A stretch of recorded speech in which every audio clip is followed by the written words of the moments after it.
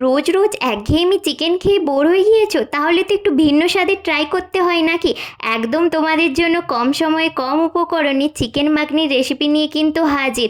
অবশ্যই দেখবে, কিন্তু প্রথমেই কড়াইয়ে সাদা তেল, 1 চামচ বাটার, গোটা গরম মশলা, পেঁয়াজ বাটা দিয়ে ভেজে নিয়েছি।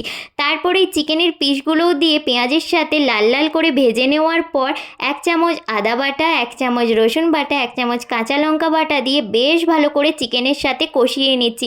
এইভাবে মশলার সাথে কষাতে কষাতেই কিন্তু চিকেনটা বেশ ভালো করে সেদ্ধ করে নেব। তারপরে 1 চামচ চিলি ফ্লেক্স, নুন, ধনে গুঁড়ো, জিরে গুঁড়ো, গোলমরিচ গুঁড়ো দিয়ে কষিয়ে নেওয়ার পর অল্প অল্প জল দিয়ে ঢাকা দিয়ে আবারও কষিয়ে নিচ্ছি, যাতে চিকেনটা বেশ সুন্দর সেদ্ধ হয়ে যায়।